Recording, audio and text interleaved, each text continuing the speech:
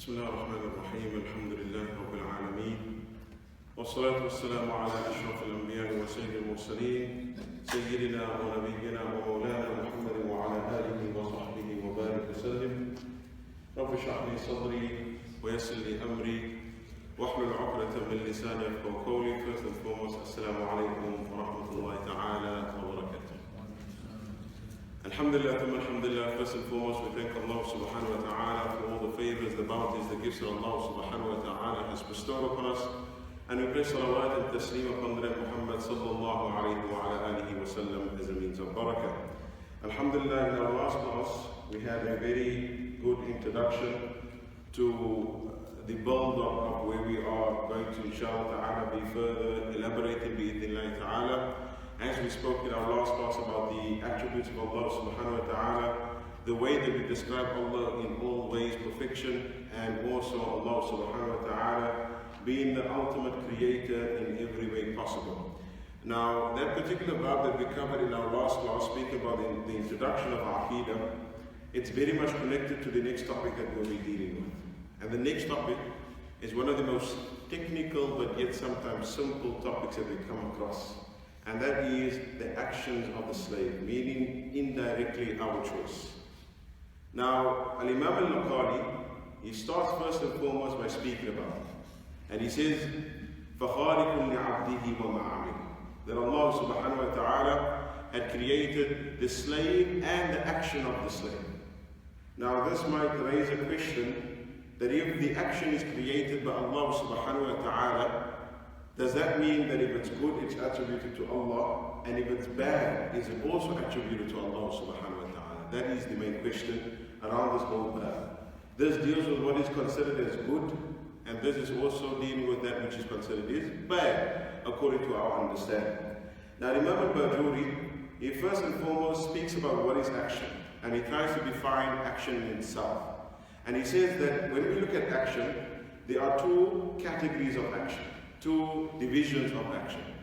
First division, actions that are, let me say, natural in the sense of that we do not necessarily have control of it, actions that are not necessarily managed by us. The Arabic word for it is ittirariya, meaning unconsciously there are certain actions that happen. For instance, nabadat al-qalb, the beating of the heart, the way that certain things are working in our body, the way our brain works, the way that we do certain things and we have a natural reaction to that particular thing. So that's the first category that he speaks about. He says, وَهِيَ الَّتِي لَا دَخْلَ لَهَا لِلْإِنسَانِ فِيهَا, that a human being has absolutely no influence in it. Because these things are beyond our control, so therefore we do not necessarily have a choice.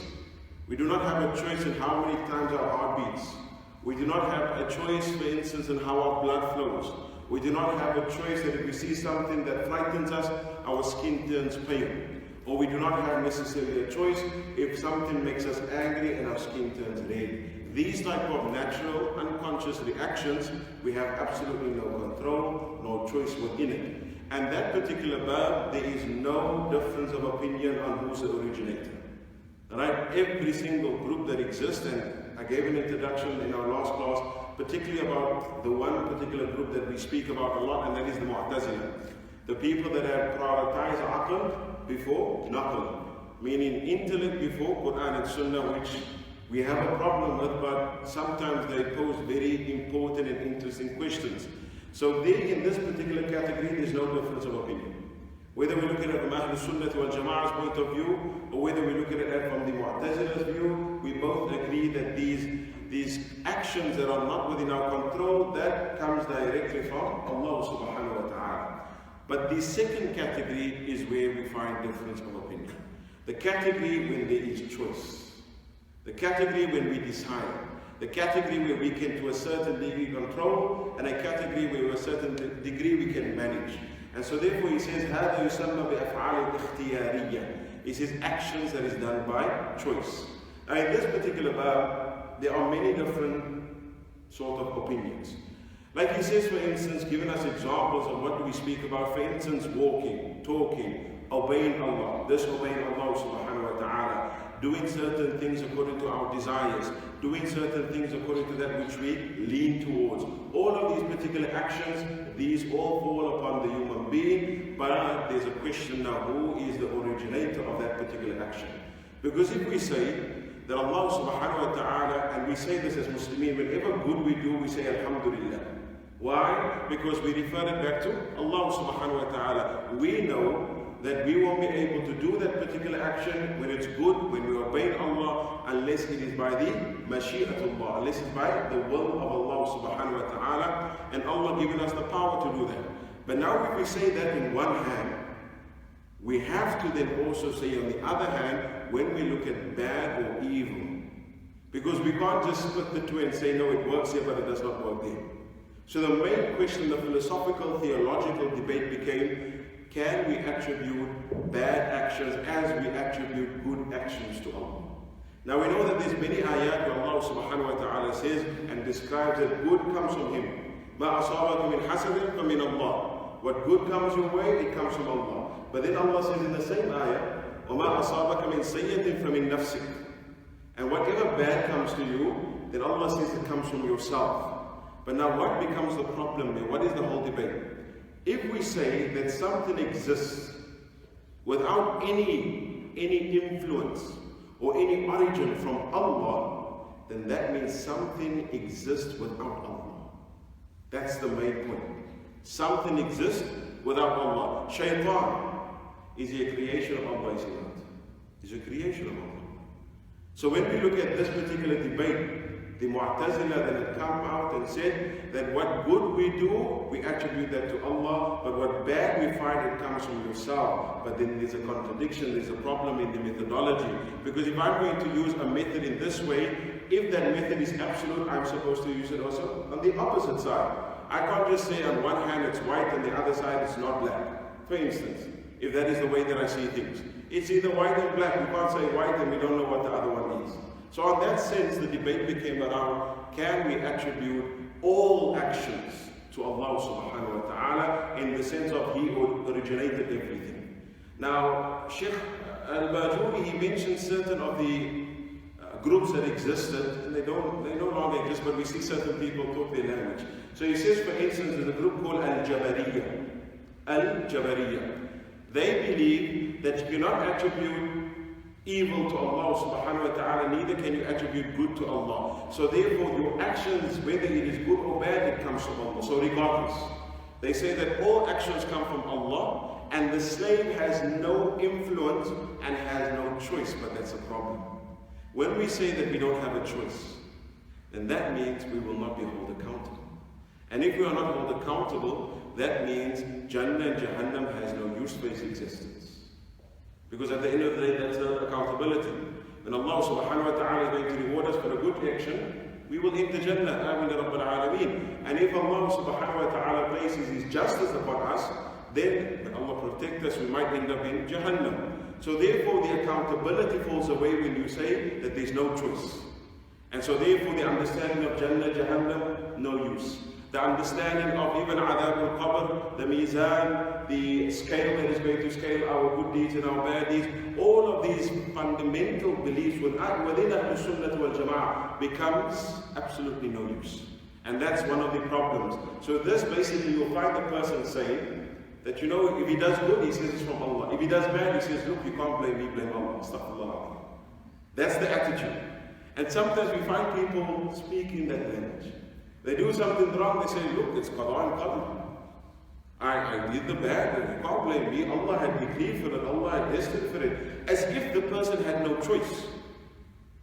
And the irony of it, it's exactly the same thing that Shaitan said when he was kicked out of Jannah. What did Shaitan say?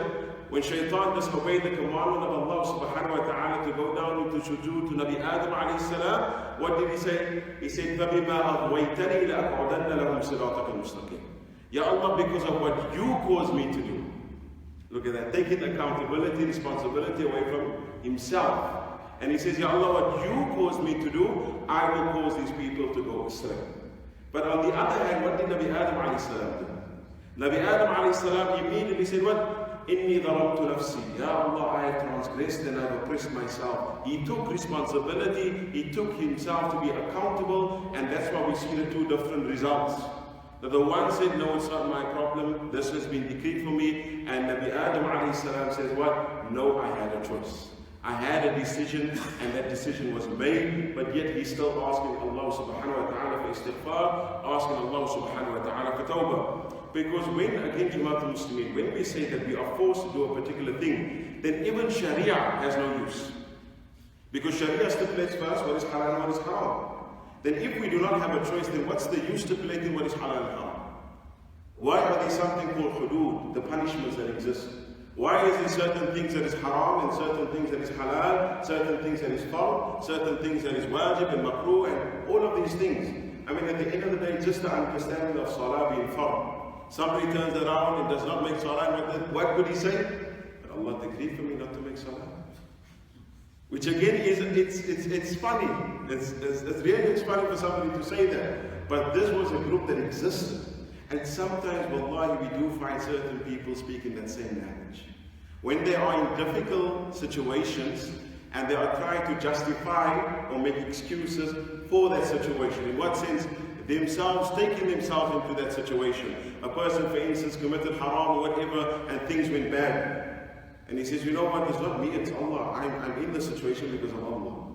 And he takes that responsibility completely away from himself, or herself as well. And that is the ideology of a group that was called Al-Jabariyya. Jabariyya means Jabar, meaning to be forced. Right? And then we had another group called Al-Qadariyya. Now Al-Qadariyya was another extreme. They were even more extreme than the Mu'tazila. The Qadariyya said that we create our own choices. We create our own actions. Now there's a problem with that. Now according to theology, if you look at the term create, there's a big difference between somebody creating something and designing and assembling something. We have to distinguish. Creating according to theology and according to logic means that the particular thing was non-existent and every aspect of the thing was non-existent, and then it became existent. From non-existence into existence. So what is the result of that? If we say that we create our own decision, we create our own actions, we create our own choices, that would mean we brought something that was absolutely non-existent into existence, meaning that it was not even existence in the knowledge of Allah. And that's a problem. Why? Because that means Allah discovers. And that means Allah's knowledge is dependent on our actions. And Allah is not dependent on anything. And Allah's knowledge is not limited to anything. عَلِمَ مَا كَانَ وَعَلِمَ مَا يَكُونُ وَعَلِمَ مَا سَيَكُونُ وَعَلِمَ مَا لَمْ يَكُنْ إِنْ كَانَ كَيْفَ كَانَ يَكُونُ. The famous thing that we said last week.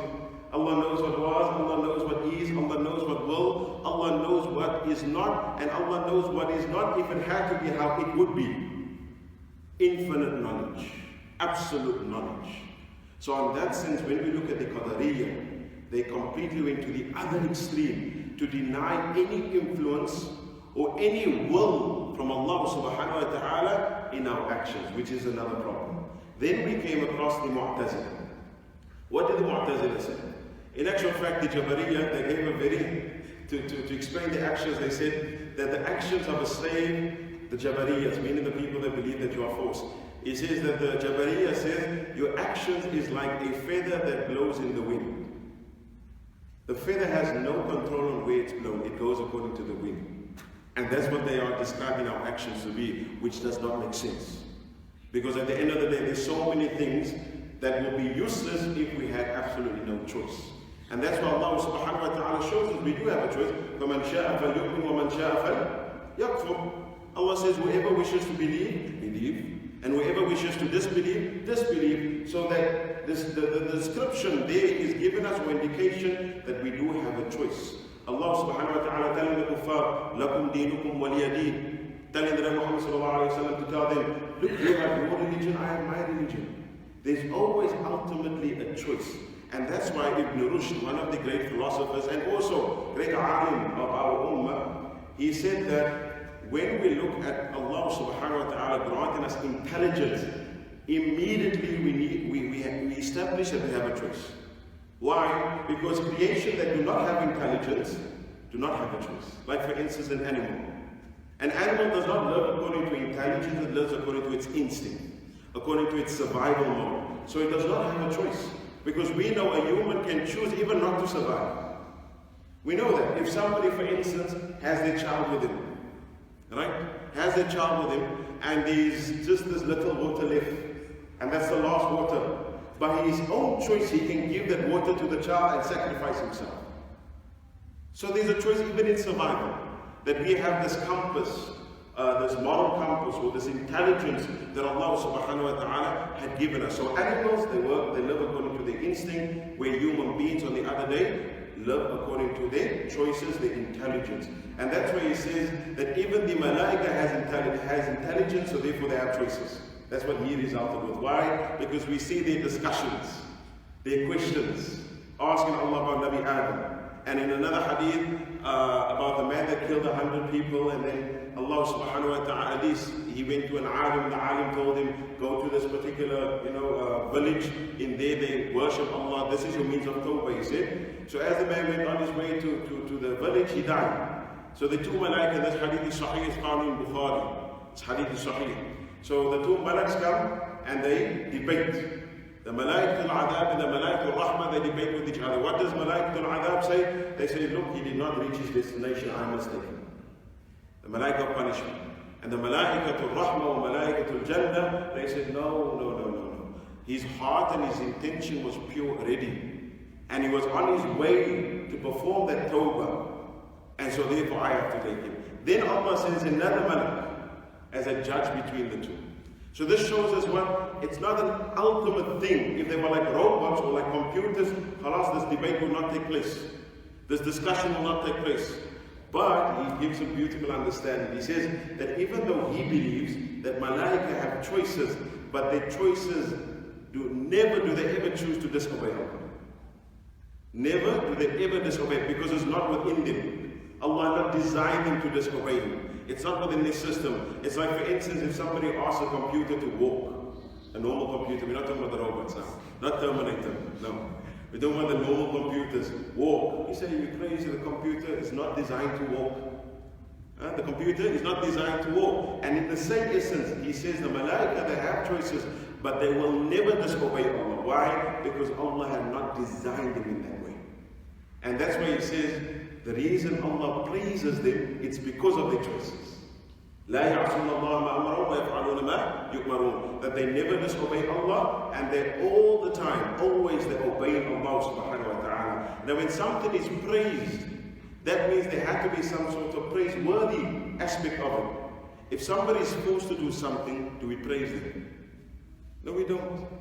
If somebody, our children for instance, we force them to make salah, we're not necessarily going to praise them, because we know we're forcing them. They don't want to do it. But because we're forcing them, they're going to, which also is not, I don't believe, it's something that we should do, but we should encourage them, force the love of salah in them, that I would say. Force the love of salah in them. Because we do not want the children to turn out and hate salah, because that's another thing of forcing. If somebody is forced to do something, they might develop a hatred towards it.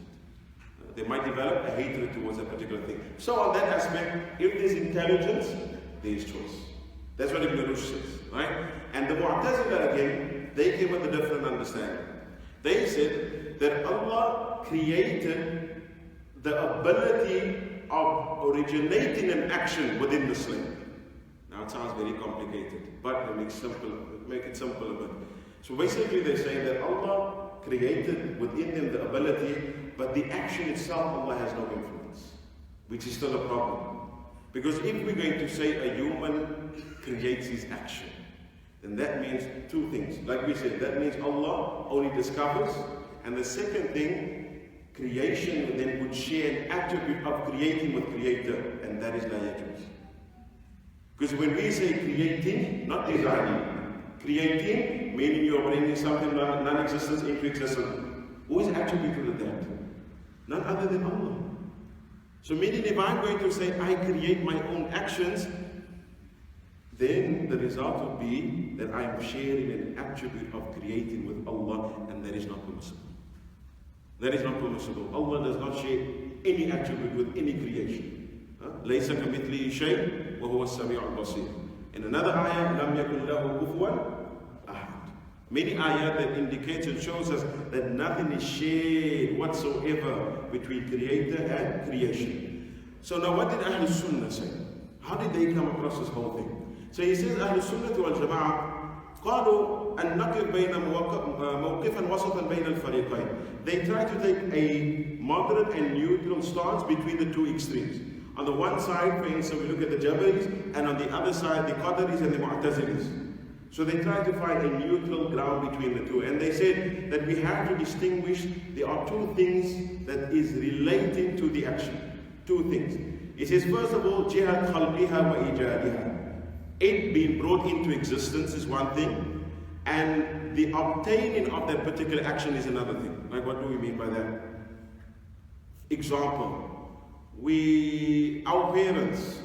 Now, our parents did not necessarily create us because they had no influence in the assembling of the body, everything put in together, the blood, the oxygen, the chest, everything put together. No parent, no mother can say, I put it together, because she did not.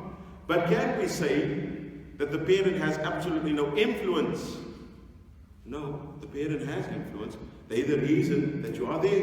It's through them that we became. So he says that our action in the same manner is understood concerning the relation between choice and Allah subhanahu wa ta'ala. That Allah subhanahu wa ta'ala is the originator, and the action is given through us. We are the means, we are the tool. So therefore, we can't say on one hand that Allah has no influence. But if the action is done also, you can't hold Allah accountable. So example, if the child comes out disformed, can't blame the parent. Parent did not create the child. The parent was but the means and the tool in order for the child to develop and assemble itself by the qudra of Allah subhanahu wa ta'ala. But nobody's going to turn around and say because there's a finger missing, that's the parent's fault. Why? Because the parent did not have any influence there. In the same manner when we look at action. So Allah is the originator of action now. And Allah subhanahu wa ta'ala created the asbab and musabbibat, the causes. Allah subhanahu wa ta'ala created the means, the tools. And so therefore, even though Allah created everything in that manner, if somebody uses that tool for a wrong reason, you cannot relate it to Allah. Because Allah has given everything to us in that way. You know, that's why there's the qaida al-usul al-fiqh. They say, al-asl fil ashya' al-halal illa ma haram al-shar'. Everything in its origin is halal. It's good. Except that which the Sharia says is haram. Why is the Sharia saying it's haram? Because the Sharia knows what we might do with that particular thing. So it tells us stay away from it. Right? The Sharia says, for instance, now being with a woman in its essence is not haram. But being with a woman that is a stranger to you, that's haram. Because zina can come. But just a man and a woman, just being a female and a male in its essence, that's why it's not haram if you're a male and a woman and you are married. So the qadiyya, the case is not male and female, but what comes from that. What comes from that particular action. So what did the Sharia do? The Sharia then catered, or let me say, saw that look, there are certain things that are halal in its origin, but this you should not do with that. Right? Because of the result that might come out of that. So I know it sounds very technical, but I'm going to try to make it more simple. If we look, for instance, and I use this example in my class, so the context, if we look at a student and a teacher, right? So say the teacher now spends a whole year with a student. And during the year, this whole year, this student asks almost every single time in every single class a particular question. And every single time the teacher answers the student. Right? The teacher answers the student. And now it comes to an exam. And that teacher takes that question and he places it where? In the exam. So first and foremost, the knowledge that is within the student, where did it come from? The teacher. Teacher taught him. Okay. The question in itself, why was it raised? Because of who? If it was not for the teacher, the question would not raise. The question would not be there. It's because of the interaction of the student and the teacher that this question came out and about. So the question, who's the originator technically of the question? It's the teacher, because he had placed that interest in the student. Secondly, the exam. Who created the exam? The teacher or the student? The teacher. The question in the exam again, who created that? Let me not say create, let me say place. Right? Who placed that question in there? The teacher. And say for instance, the teacher says, you know what, I give you 3 choices, just as an example, or 2. And A is the one that he continuously answered to the student, and B is the wrong answer. So A is the right answer, B is the wrong answer. Now the teacher knows already before the exam starts that that student is going to choose what? A. But the teacher is not going to say that student pass until he chooses A. Now in any way, can somebody say that the teacher forced that student to choose A? It was out of his decision. He chose to choose A, but the teacher, did he create the knowledge in the student? Yes. Did he create the question and the question paper and the exam? Yes. Did he create the choices as well of that particular exam? Yes. But at the end, you still not forced. The student still chose.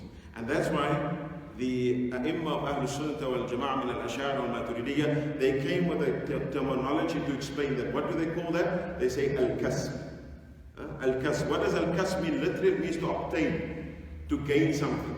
Now when we obtain something, means that we are not the originator of that particular thing. Like for instance, we obtain money from work, our salaries. We're not the creator of that money that comes to us, but we obtain it through our actions, through our choices. I work from so and so, this is what I obtain, this is what I gain, but I'm not the creator of that money. So what do they mean by that? They say that the choices and the actions, and let me say the actions, are things that are created by Allah. We obtain it through our choice.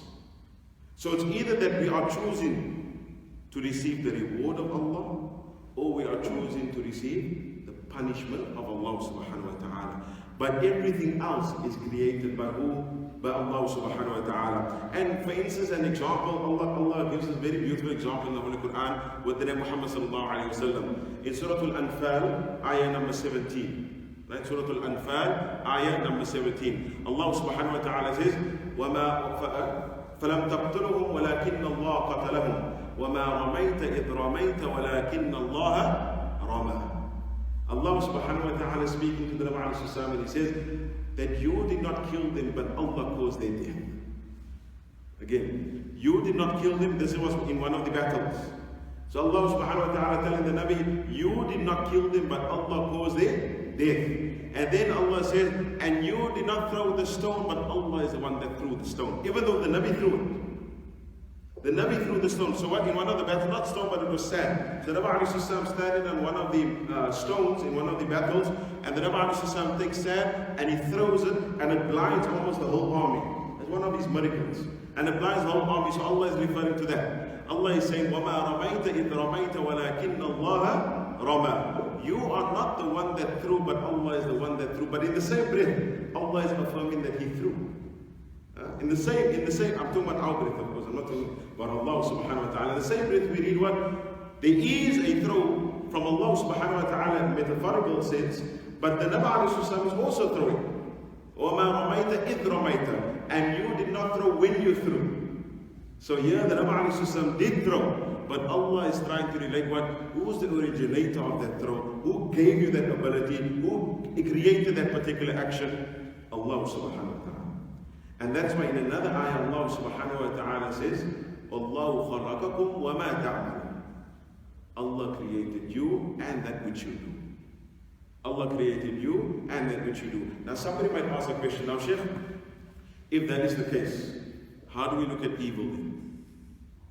If somebody goes astaghfirullah al-azim and murders a person or harms a person, even to a degree, maybe a man, astaghfirullah al-azim, like now that they're read in the papers, raped a young, small girl. Now what then? How do we understand that? Now the one thing that we forget is that we have a sharia that determines to us what is good and bad. Do Allah have a sharia upon him? Do Allah have a sharia upon him? No, He does not. Does Allah have conditions upon him? No, He does not. And on top of that, can we say our knowledge is like Allah's knowledge? So what we see, right and wrong, according to Sharia that is upon us, we cannot say that is the same for Allah. So even though within our eyes, this particular action is wrong, and it's evil, and it's haram. But why is it evil? Why is it haram? Because Sharia tells us it's haram. If we're going to say no, the aql tells us it's haram, then we're going to have a problem. If we say the aql, the intellect determines what is right and wrong, then we're going to have a huge big problem. What is that? Because each and every one of us are going to come with their own perspective, their own paradigm. Like for instance, when we look at, let's look through history, Hitler. What Hitler saw himself doing, he said, no, this is not wrong. I'm doing what is right. The KKK extreme Christians, as in America, saying what we're doing is right, cleansing the world and giving them Christianity. According to them, they're doing what? Good. ISIS, that the extremists that are killing innocent people, they're saying we're doing good. We implementing the Sharia. Again, what are they basing upon? Their opinion, their deduction, their interpretation, or what the Sharia had stipulated? Because the Sharia is not one ayah, it's a holistic understanding. You can't just take an ayah and isolate it and think there's nothing else connected to the ayah. No, take a hadith and we say that's the whole deed. No, there's a holistic approach to it. But what are they doing? They're using their opinion. So somebody might see something according to their norm. According to, give an example. SubhanAllah, I experienced this when I went to Joburg. I got the shock of my life when some of the students, when I was teaching, they use a particular word. That in Cape Town, Ya Allah, if I had to use it with my father, he probably would have cut my tongue off. And that is, in English it's called get away. It's Afrikaans, the Afrikaans version of that. Get away. And I'm in Joburg, and some of the students there in front, good, wallahi, adab, nakhlaq, very nice. But it's again a different environment, different culture. And there's one youngster says that in Afrikaans with the other student. And I looked and I said, Ya Allah, how can you say that? You can't speak like that, that's bad. And they looked at me like, what's wrong with Sheikh? This word is normal, Sheikh. We use it here like normal, we don't look at it as a sweet word. And I could not understand until I saw another person, an old man, very nice old man, and he used it chasing the cat away. He said the same word. And I thought to myself, this is their norm. This is what they see, it's not necessarily bad. But coming to Cape Town and use that word here in front of one of the seniors, Ya Allah, then we know tomorrow is Jahannam, ya. Right? And again, so in that aspect, for instance, in our understanding, our adab, our akhlaq, to call a senior you, very bad. Very bad. And to us also, we know that if somebody uses that for a senior, he's trying to undermine him, trying to belittle him. You say uncle, you say ustad, you say whatever you want to call the person, but you don't say you for a senior. In the Western world again, you, that's another thing also what I experienced in Atlanta, America, when I taught there. So they came to me and I thought, okay, just understand. So they did not, and I don't tell people you must call me Sheikh. I never, and I don't like that also. I don't like people feeling it's fun to call me Sheikh. I don't like that. But of course, from my background, I come from a certain culture, from a certain background, so I would never expect somebody to speak to me and say, you. But in America, it was normal. The students that I taught, they spoke in that manner. And when they spoke, and this is where I realized it was a norm, is when they spoke to a more senior sheikh than me, and they said, you. I said, okay. In their understanding, you is not necessarily a bad word. Our understanding, it's definitely a bad word. So again, the aql differs. You can never say that the aql, all uqul, all intellects think alike. That's almost impossible. Because each and every one of us are subjugated by our reality, our environment, our background, what we know, what we are taught. So there's no person that sees everything 100% like the next person, according to the intellect. That's why even the social sciences, and this is something extra, they claim that some of the social science, like Marxism. Marxism is a certain method that is used in the scientific world. Marxism tells you there is no truth. There is no truth. There is no ultimate truth. Everybody, so what's truth, yeah, Marxist? He says every truth is according to the truth of the person. But that's a problem. Because again, then what is haqq? What is right? What is wrong? How are we going to understand that? And that's why in the Muslim world, Ahlus Sunnah, by us haqq is one, and that is ma qala Allah wa qala Rasul. Wahi, that is haqq. We have one source of haqq. And that sort of dictates for us on what we see right and what we see wrong. What is good, what is bad, in that sense. So again, coming back to my point, and when we see something bad or when we see something good, why are we seeing it bad or good? Because the Sharia told us it's bad and it's good. But so we throw that same question, can we say then what is good and bad by us is the same understanding within Allah's infinite knowledge? Of course not. Of course not. And that's why when it comes to Qada and Qadr specifically, nobody really was able to completely explain it. Nobody almost in Ahlus Sunnah. Because there's certain questions that cannot be answered. And the reason for that is because Qada and Qadr is placed under a chapter called As-Sam'iyyat. If the Jama'ah remember, we spoke about the different categories of the study of Aqidah. The first one is Al-Ilahiyyat, dealing with the attributes of Allah. Second category, Al-Nubuwwat, dealing with the Prophet. Third category is called As-Sam'iyyat, meaning things that we heard about and we believe in it. Now why do they make it like that? The first two, intellectually, we can prove to a certain degree. Can we prove that Allah's existence is? Yes, we can, to a certain degree, with philosophy, with logic, with observation, with understanding. To a certain degree, we are able to prove. Can we prove that the prophets exist? Yes, we can prove that the prophets exist through the narration that is authentic. For example. But can somebody prove another example that Adab al-Qabr exists? Intellectually. If an atheist should come and ask us that question, prove to me that Adab al-Qabr, the punishment of the Qabr, exists. We can't. We can't. Prove to me Jannah and Jahannam exists. We can't. Prove to me the Malaika exists. Intellectually we can't. But we believe in it. Why? Because the text tells us. The text tells us Malaika exists, yes, Malaika exists, and we need to believe in it. The text, meaning the Quran, tells us that the Malaika exists, we believe. Jannah, Jahannam exists, we believe. Adab al-Qabr in the hadith that is Sahih exists, now we believe. But that's the only source that we have. So what is that called? When there's no necessarily absolute rationality behind it, that is called faith. Because faith is something that's beyond belief. Why do we believe in it? Because Allah told us. Why do we believe it? Because the Nabi alayhi salam. But we can. So we can say, for instance, because we know the Nabi is trustworthy and truthful, and that we can prove, that's why we believe in it. We could use that approach. But dealing directly with the topic itself, individually, it's almost impossible to prove from an intellectual point of view. So that's why trying to prove Qada and Qadr, or even explain Qada and Qadr, which falls under that same burden of what we heard and we believe in, it's almost impossible. So one of our Sheikhs told us, if you want to understand Qada and Qadr, just live. Understand Qada and Qadr, khalas, just live. That's Qada and Qadr. Every single millisecond that you spend, Qada and Qadr. That's what he said. Because we will never be able to absolutely understand or explain Qada and Qadr in its entirety. But Ahlus Sunnah, this is how we explain it. We said that the originator of that action is Allah. The performance of that action is the human being, the creation. So there's two aspects here. It's the performance and the origin of that particular action.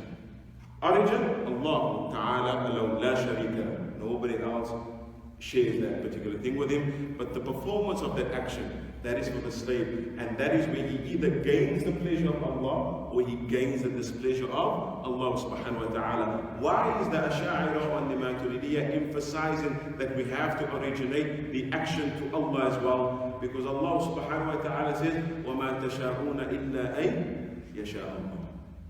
That you cannot will except if Allah wills for it. That you cannot will except that Allah subhanahu wa ta'ala wills for it. But in the same understanding, we know that Allah gives us that opportunity to choose to perform it either this way or that way. Either this way. I'll give another example of maybe clear in that aspect. Allah subhanahu wa ta'ala in one of the ayat speaking to the heavens and the earth. And Allah subhanahu wa ta'ala calls him, summons them. And Allah subhanahu wa ta'ala says, إِئْتِيَا طَوْعًا أَوْ كَرْهًا قَالَتَا أَتَيْنَا طَائِعِينَ. The heavens and the earth was told, Allah subhanahu wa ta'ala told them, come either through obedience or disobedience, but whichever one you choose, you are coming. So what did the heavens and the earth say? Ya Allah, we coming to you in obedience. So it's about the choice of either gaining the pleasure of Allah or gaining the displeasure of Allah subhanahu wa ta'ala. So from that sense, he says that we have to differentiate between the originator of the action, and we have to distinguish between the performance of that particular action. So the performance, it is given to the slave, and the originator of it is Allah subhanahu wa ta'ala. Why? Because Allah subhanahu wa ta'ala said, وَخَلَقَ كُلَّ شَيْءٍ فَقَدَّرَهُ تَقْدِيرًا. Allah says He created everything. Now the word everything is mentioned here. We know, and our alumni of last year will remember that we spoke about a whole chapter about the difference between kul. Is every kul in sense of every, or can all kul also mean all? And as for instance, we know the word in Arabic is called kul. It can either mean all or it can mean every. Now Imam Ibn Hajar, he wrote a book called Kul wa ma alayhi tadul. Kul and everything that it indicates to, and he speaks about this. He speaks about this, that kul in all aspects does not mean every, but it can also mean all. Now all does not mean every. What do I mean when I say all? I mean majority, most. But when I say every, it means every single individual. I say all the students will pass. That does not mean every student will pass, but majority. But if I say every student will pass, that means every single individual that is labeled as a student will pass. So that's a slight difference between the two. So the ulama, even in the tafsir, when they came across this ayah of kul, and we understand it, we identify it according to the context and according to the sentence from an Arabic point of view. The ulama of lugha, the ulama of language, they will tell us. But then the ayah Allah subhanahu wa ta'ala says, وَخَلَقَ كُلَّ شَيْءٍ. That kul there, they say, all the mufassirin says what? It means every. So everything that exists besides Allah was created by who? By Allah subhanahu wa ta'ala. Every single thing. But Allah subhanahu wa ta'ala had given us that opportunity to choose. So he says there's certain important daleels, proofs that we have, that we use. He says from an intellectual side, first and foremost, a dalil aqli. He says, أَنَّ فِعْلُ الْعَبْدِ مُمْكِنْ فِي نَفْسِهِ. He says that the action of a slave is possible. Now, everything that is possible needs an originator to make it probable. Right? Possible meaning 50-50 chance. Probable meaning just before, maybe from 50% to 99%. Right? So in order for something to go from possible to probable, it needs what? A cause. And if that cause is also possible, then that cause is going to need another cause. And that cause is going to need another cause. And that cause, if it's all possible. So if I say, for instance, my father brought me into existence. But my father, because his creation, it's possible that he could bring me or not bring me, right? If he is the originator. So then I'm going to need another one that brings him into existence, meaning my grandfather, and my grandfather would need another one to bring him into existence, if we're going to relate what? That the creation is the creator. If we say the creation is the creator, then we're going to go continue ila ma la nihaya until there's no end to it. Right? This one brought that one, that one brought that one. Now the alumni will remember that we covered this at Jawhara At Tawheed. The infinite cycle and the infinite chain of events. Both of these theories is invalid. What does the infinite cycle mean? If I must draw a circle and I say, I'm here because of my father, and my son is here because of me, and my grandson is because of my son, and so and so and so until we draw lines all the time. At the end of it, my existence will actually be dependent on my son's existence. Infinite cycle. Right? Because if it's not for my son, then the rest of the line will not go. And where's the line going to turn back to me? So if I'm the originator, then I would need another originator, and he would need another generator, and so on and so on. If there's no absolute creator, it's going to be the infinite cycle. If not an infinite cycle, an infinite chain of events, which is also impossible. To say that, okay, there's a line, and this brought that one into existence, that one brought that one into existence, but there was a beginning. And if this one here was a possible existence, meaning he's not a creator, right?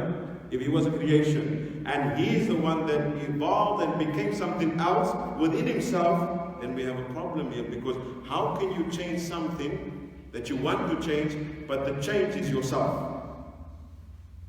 Right? I cannot expect a phone to become a computer, for instance, on itself, because it needs something beyond it to change it, make it, and maybe develop it in a computer. It needs an external influence, an external cause, right? In order for that. And also they call that the domino effect. Right? In order for the dominoes to fall, you need somebody to touch it. If nobody touches it, that's not part of the dominoes, then it will stand still. And so therefore, even from an infinite chain of events, there has to be some sort of external originator. Who do we look at? That means Allah subhanahu wa ta'ala. Because Allah is not part of creation. Allah subhanahu wa ta'ala is not part of creation. So therefore, we have to have an originator that is beyond the possibilities.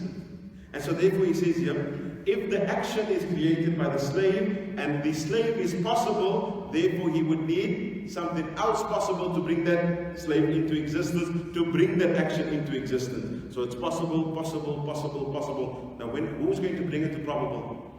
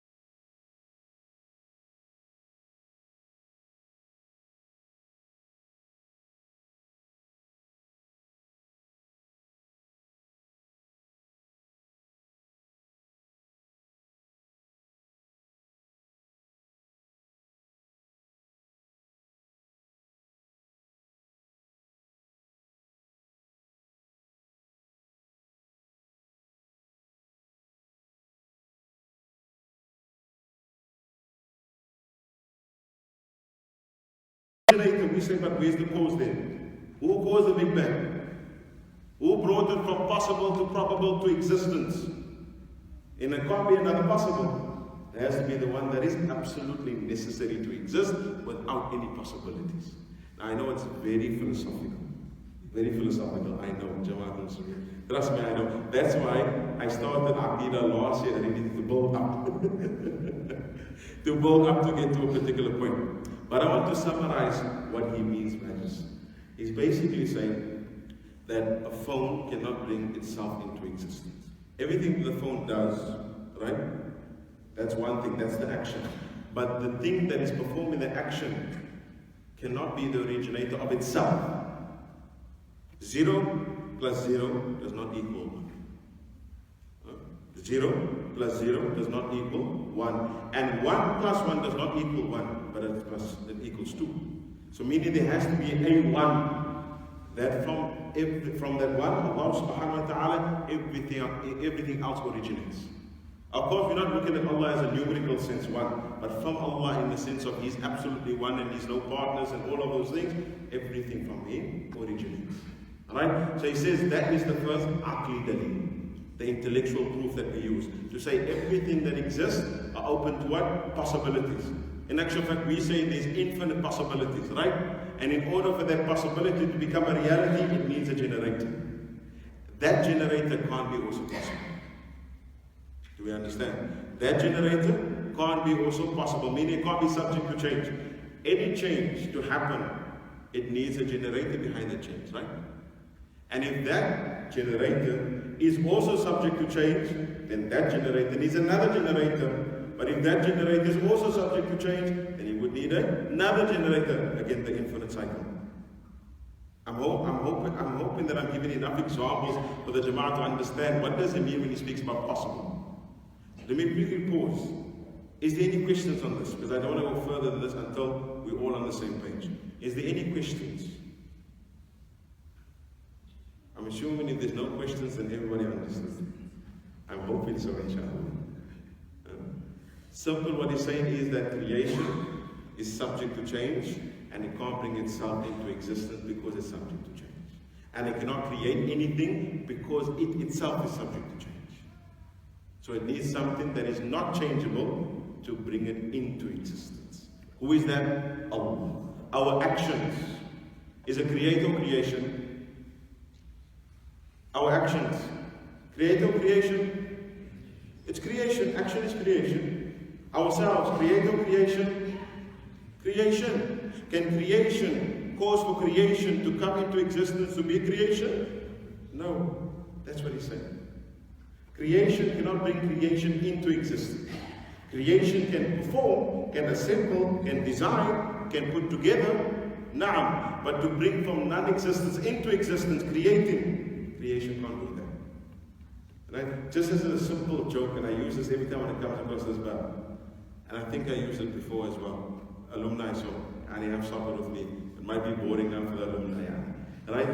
Atheists came to God and asked God and told God, I can create and you can create. So God said, create.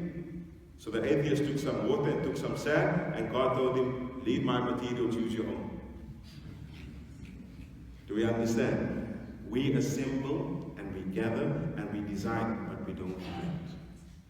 This phone is not a creation. It is a combination of different materials that exist already. It's assembled together by certain materials that already existed. So we're not the originator of this, we're not the creator of this, but we have designed it, no problem to use that word. We have assembled it, no problem to use that word, but we did not create it. That's what he's saying.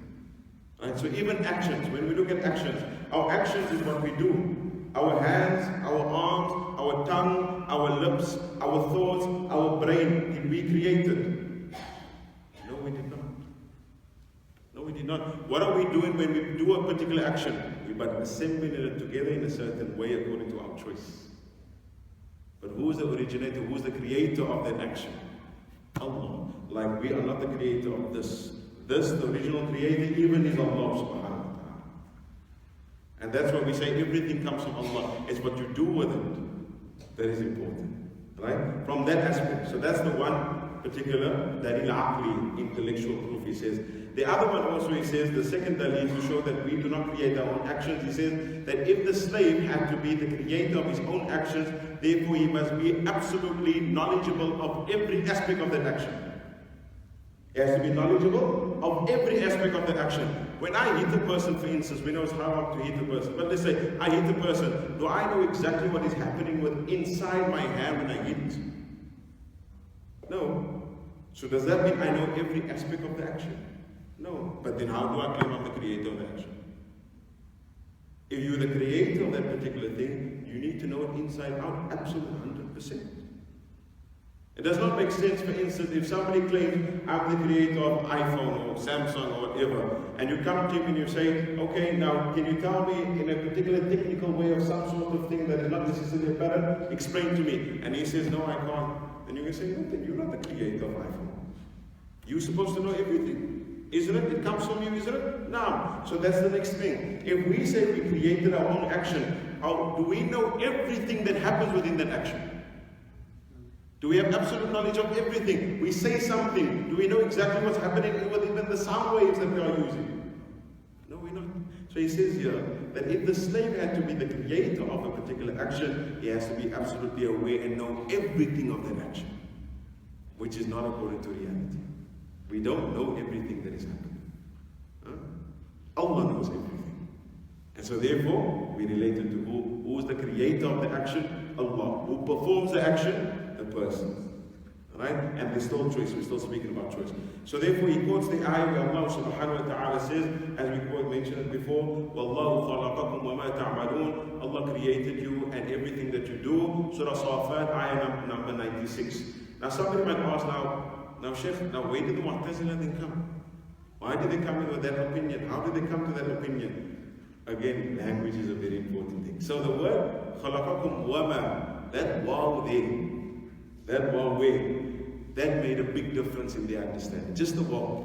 Because what did they do? Now there's two types of waw. There's waw al-atf or waw al-idafa or ziyada. Right? There's something called waw al-atf, meaning joining two things together.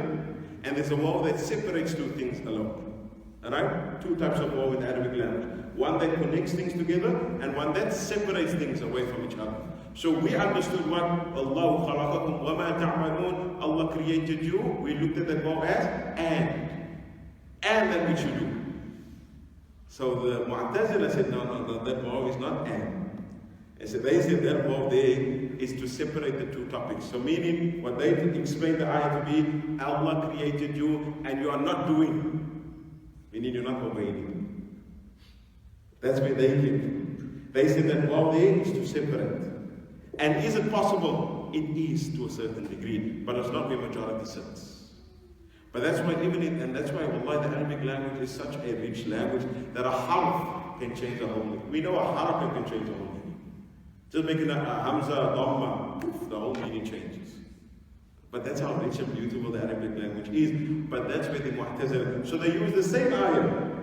Same ayah. They're not rejecting the ayah, but they're explaining the ayah differently. What do we call that? Not denying, negating. Right? Denying is when you reject the ayah. Negating is when you are not giving the ayah's meaning according to the reality of its meaning. So I'm accepting the ayah, but I'm not explaining the ayah to its reality. Now we know that if they had to reject the ayah, we would not even be discussing them today. Ahlus Sunnah wal Jama'ah do not consider Mu'tazila to be kafir. They believe that they have corrupt beliefs, yes, wrong beliefs, yes, many things, but they never ever call them kafir. Why? Because they're not rejecting, they're negating. Accepting the ayah, but then they explain the ayah according to their interpretation, which is a problem. Why? Because of their method in the Jama'ah members. The method, we said, what is their method? Our method is Quran, Sunnah, then Aql. Theirs is the opposite. Aql, Quran, Sunnah. So Aql first, then Quran, meaning intellect first, then Quran, then Sunnah. That changes your whole perspective of something. Because what are you going to do? You're going to then try to fit Quran and Sunnah into Aql. But when we do, we say Quran, Sunnah first, we're going to what? Make the Quran and Sunnah a priority, and Aql needs to follow those two. That's the opposite way of Ahlus Sunnah wal Jama'ah, and that's where they came from. Do you want to see how much time do I have? Is it ready time? Yes, no. Okay. Before we end off, I just want to ask if there's any questions. And our sisters also, they are free, they want to write down the questions on the paper. We can ask somebody to bring it forward. They might just signal if there's any questions, inshallah. Then I'll ask one of the youngsters to collect, inshallah, if there's any questions. Is there any questions from our seniors and our brothers and so forth? Can I ask a question? Do everybody at least have an understanding of what we are trying to explain, what is Qadar and Qadr? Yes. A brief understanding. It's not going to take one dars to understand Qadar and Qadr. It took ulama books to understand Qadar and Qadr. But do we understand to a certain degree that nobody can really claim they don't have a choice, and nobody can say I'm the creator of my own destiny? Because that's what we find outside. What do the Western world say? Create your own destiny. You can't create your own destiny. Because creating comes from Allah. Qadar and Qadr comes from Allah subhanahu wa ta'ala. But to ask how does Qadar and Qadr work, it's almost impossible to explain. Because Qadar and Qadr does not work with our laws of physics and our understanding of what is right and wrong. Because Qadar and Qadr is according to the infinite knowledge of Allah subhanahu wa ta'ala. And Allah does not have a sharia upon him to tell him this is right and that is wrong. He creates what is right and he creates what is wrong. To us, how we see. But there's no right and wrong by Allah. Right? In that sense. I hope everybody at least have it, inshallah. And I hope I didn't scare the Jama'ah. I don't want to come next week, Ya Allah. Half the class is here. Because Sheikh is not making us doubt Iman, Ya Allah. No, we don't want that. Please, if there's any questions, wallahi, this is the platform for it. And please, I encourage for the Jama'ah to ask in the gathering of everybody, so that each and every one of us may learn. It might be that same question that we have it, and I know that if I might have people that's going to come to me after the dars and ask me questions. But wallahi, I feel that then we are preventing others from learning. So please, if there's any questions, please ask in the dars bi-idhnillahi ta'ala, so that each and every one of us can learn, inshallah ta'ala. We'll end with this. day بإذن الله تعالى. وصل اللهم على سيدنا محمد وعلى آله وصحبه وبارك وسلم وآخر دعوانا أن الحمد لله رب العالمين.